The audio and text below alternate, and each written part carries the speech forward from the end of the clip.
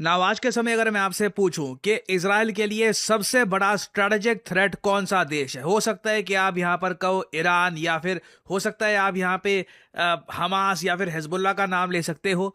But recently Israeli media ने बहुत सारे ऐसे आर्टिकल्स पब्लिश किए हैं कि किस तरीके से टर्की आज के समय एक स्ट्रेटेजिक एलाई से एक स्ट्रेटेजिक थ्रेट बन चुका है इजराइल के लिए। परहैप्स इजराइल का सबसे बड़ा स्ट्रेटेजिक थ्रेट धीरे धीरे टर्की बनता जा रहा है। आप अगर देखो, इजराइल के कई जियोपॉलिटिकल एनालिस्ट ने यह भी क्लेम किया है अपने फोरम्स में कि इन्होंने पिछले 15 सालों से ना टर्की को कमजोर करने का प्रोसेस शुरू कर दिया था।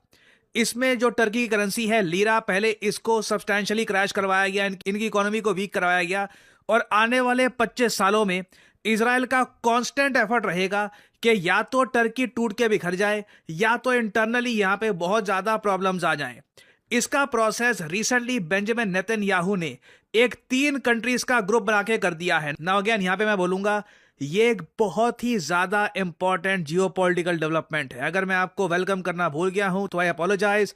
वेलकम टू करियर 247, मैं हूं प्रशांत धवन। मगर ये न्यूज ही अपने आप में इतनी ज्यादा इंटरेस्टिंग है, इससे इतनी सारी पॉसिबिलिटीज आती है फ्यूचर में ना कि आई थिंक मैं इसको कहूंगा one of the top 3 developments of 2025। Benjamin Netanyahu ने रिसेंटली एक 3 कंट्रीज का समिट किया। इस समिट में साइप्रस के प्रेसिडेंट थे। साइप्रस देश आपको पता होगा आधा टर्की ने कब्जा रखा है। भारत रिसेंटली साइप्रस के काफी करीब हो चुका है।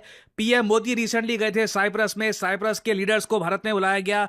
इंडिया कंप्लीटली आज के समय साइप्रस के सपोर्ट में है। आप ग्रीस को देखो, ग्रीस के साथ भारत की मिलिट्री जो इन्वॉल्वमेंट है बढ़ने वाली है। दोनों देश मिलकर युद्ध अभ्यास करेंगे। और इजराइल के साथ मैं क्या कहूं, मतलब हम मिलकर वेपन्स बना रहे हैं, वेरियस तरीके से एक दूसरे को सपोर्ट करते हैं। कारगिल युद्ध से लेकर कई और जो उसके बाद भारत ने मिलिट्री ऑपरेशंस किए हैं उसमें बताया जाता है कि इजराइल का कहीं ना कहीं इंटेलिजेंस इनपुट भारत को मिला है। तो ये जो तीनों देश आपको दिख रहे हैं, इनमें एक चीज क्या कॉमन है? हो सकता है कि आप बोले कि तीनों देश मेडिटेरेनियन जो सी है ना उसके कोस्ट पे पाए जाते हैं। नहीं, देखो वो बात सही है, ज्योग्राफिकली ये तीनों देश ही आपको मिलेंगे मेडिटेरेनियन में। मगर ये तीनों देश मानते हैं कि टर्की इनके लिए एक स्ट्रेटेजिक थ्रेट बन चुका है और अब टर्की को पकाने का समय आ चुका है। और इसलिए बेंजामिन नेतन्याहू ने रिसेंटली इस समिट का इस्तेमाल किया टर्की को एक वार्निंग भेजने के लिए। आप देखोगे इस पर बहुत आर्टिकल्स पब्लिश हुए हैं कि वार्निंग शॉट भेजा गया है to Erdogan. Israel's message to Turkey comes via Athens and Nicosia. Nicosia of course capital है ऑफ साइप्रस। और इस पे जो ग्रीक मीडिया है, इवन टर्किश मीडिया, हर कोई इस पे आर्टिकल पब्लिश कर रहा है। इजराइल पहली बार एक इंपॉर्टेंट समिट में यह बोला है कि अगर कोई देश ये सोचता है कि फिर से अपना एम्पायर बना लेगा और फिर से हमारी धरती कब्जा लेगा तो भूल जाएं। नाउ ऑब्वियसली यहां पे बात हो रही है ओटोमन एम्पायर की। ओटोमन एम्पायर जैसे आप लोग जानते हैं वर्ल्ड वॉर 1 के अंत तक कोलैप्स कर गया था।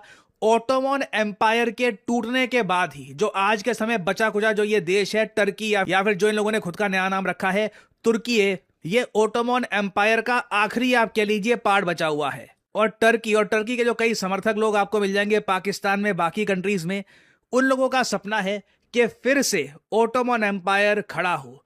एक ऐसा एम्पायर जिसमें modern day Israel, Greece, Cyprus और बहुत सारे और कंट्रीज आ जाते हैं।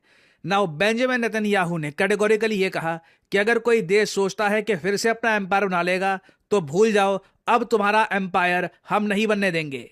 To those who fantasize they can reestablish their empires and their dominion over our lands, I say, forget it. It's not going to happen. Don't even think about it. We are committed and able to defend ourselves, and our cooperation further enhances that capability. Together, we 3 genuine democracies in the Eastern Mediterranean shall advance security, prosperity, and liberty. With God's help, we will bring a brighter and safer future to our nations and to the entire region. Now आप देखो इन लोगों की ना clarity कितनी ज्यादा है। ये लोग बना के चलते हैं एक टारगेट कि अब ये देश हमारे फोकस में आ चुका है। और मैंने आपको पहले ही बताया था, आई थिंक आज से 1-1.5 साल पहले, कि इजराइल का आने वाले कुछ सालों में एक गोल ये रहेगा, टर्की को नेटो से बाहर निकलवाओ। टर्की में या तो अगर एर्दोआन हटते हैं, कोई pro US pro Israel leader आ जाता है, ठीक है, आई थिंक तब टर्की को इतना डैमेज नहीं किया जाएगा। हो सकता है कि इकोनॉमी को भी थोड़ा बहुत ये इंप्रूव कर लें। बट अगर एर्दोआन ही रहते हैं, इनकी पॉलिटिकल पार्टी ही रहती है पावर में इन टर्की, ये टर्की को वेरियस तरीके से डैमेज करते रहेंगे और नैरेटिव इनका ये बिल्ड होने वाला है कि अब बात आ गई है जी डेमोक्रेसी वर्सेस नॉन डेमोक्रेसी वाली कंट्रीज की। ये टर्की को पेंट करना स्टार्ट कर देंगे कि जी टर्की में डेमोक्रेसी थोड़ी ना है, अथॉरिटेरियन रिजीम है। यहाँ पे इलेक्शन कहने को ही होते हैं, एर्दोगान को जो करना होता है वो कर लेते हैं। और ये जो तीन देश है, साइप्रस, ग्रीस और इजराइल, यहाँ पे इनके हिसाब से जो इनका नैरेटिव है ये मैं आपको बता रहा हूं, इन लोगों के हिसाब से ये पश्चिमी डेमोक्रेसीज के ट्रू फ्लैग बेयरर्स हैं। भारत में ना मतलब बोलना पड़ेगा अब जाके हम कर रहे हैं। अभी रिसेंटली मैंने देखा है कि जो विदेश मंत्रालय की स्टेटमेंट है वहां पे हमने अब ये बोलना शुरू कर दिया है कि देखिए इंडिया एक प्रॉपर डेमोक्रेसी है, इलेक्शंस होते हैं यहाँ पे। पाकिस्तान में आप सबको पता है इमरान खान के साथ जो किया है, ये ऑलरेडी जो एक बात दुनिया को पता थी कि वहां पर बस आर्मी रूल करती है, बस डेमोक्रेसी नाम की है, ये बात अब कंप्लीटली एक्सपोज हो चुकी है। बट अनफॉर्चुनेटली मुझको बोलना पड़ेगा, हम ये नैरेटिव कैच ऑन करने में बहुत डिले कर लेते हैं। ये ग्लोबल नैरेटिव कैसे बिल्ड करने होते हैं, कैसे वर्ल्ड मीडिया के साथ खेलना होता है, किस तरीके से मेरा मानना यह है कि अभी बहुत कुछ सीखना है हमें। हम कई मामलों में बहुत अच्छे हैं, चांद तक पहुंच गए, इकोनॉमी अच्छी ग्रो कर रही है, मगर नैरेटिव अपना इंटरनेशनली कैसे फैलाना है, किस तरीके से इंडिया की बात ऐसे रखनी है कि वर्ल्ड मीडिया हमको ज़रा फॉलो करे, उसमें आई थिंक हमें अभी बहुत ज़्यादा कैचअप करने की आवश्यकता है। बट अगर हम बात करें टर्की की, तो यहाँ पे आने वाले समय में क्या देखने को मिलेगा? देखिए मेरे हिसाब से जो इनकी करेंसी है लीरा, मैंने आपको पहले ही बताया था, I think it will keep following. Israel अपने जो भी कनेक्शंस ये लोग यूज़ कर सकते हैं उसका यूज़ करके परहैप्स इनकी करेंसी को, इनकी इकोनॉमी को और डैमेज जिस हद तक ये पहुंचा सकते हैं पहुंचाने का प्रयास करेंगे। टर्की का एक प्रो गवर्नमेंट थिंक टैंक है, रिसेंटली उसने रिपोर्ट पब्लिश करी थी। इन लोगों ने ये कहा था कि टर्की को रातों रात अपनी एयरफोर्स बहुत ज़्यादा अपग्रेड करने की आवश्यकता है अगर ये इजराइल और ग्रीस को साइमल्टेनियसली काउंटर करना चाहते हैं। वैसे टर्की में भी अभी तक ना टू फ्रंट वॉर का इनको डर लग रहा था कि टू फ्रंट वॉर ना हो जाए, इकट्ठा इजराइल और ग्रीस दोनों हम पर आक्रमण ना कर दे।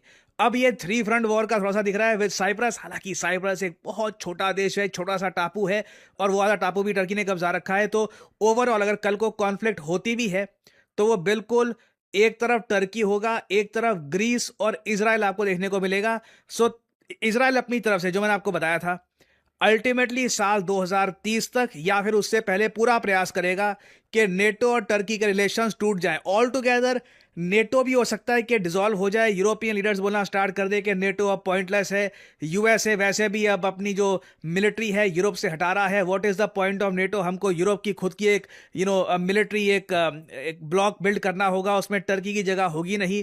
टर्की आप देखोगे बिना आर्टिकल 5 के और ज़्यादा कमज़ोर नज़र आएगा और इवेंचुअली टर्की पे प्रेशर ये डाला जाएगा कि अपने रिलेशंस रशिया के साथ भी कट करो। इंडिया तो काफ़ी हद तक वो प्रेशर झेल गया है, टर्की लगता नहीं है कि वो प्रेशर झेल पाएगा। इनका जो S-400 मिसाइल डिफेंस सिस्टम है ये लोग भी ये ऑपरेशनल अभी तक नहीं कर पाए हैं बिकॉज ऑफ यूएस प्रेशर।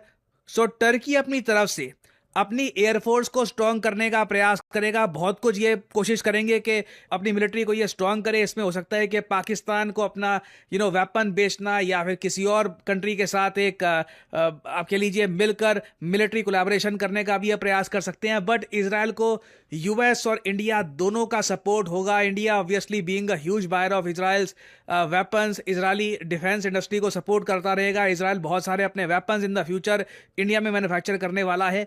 तो इजराइल के पास एक ह्यूज, मैं कहूँगा यहाँ पे एक एज है कंपेयर टू टर्की। टर्की ने एक और मैं कहूँगा बड़ा ब्लंडर ये किया है इंडिया के साथ रिलेशंस खराब करके for the sake of Pakistan. ये आप देखोगे आने वाले समय में टर्की रियलाइज करेगा कि एक जियोपॉलिटिकल ब्लंडर था इंडिया के साथ रिलेशंस खराब कर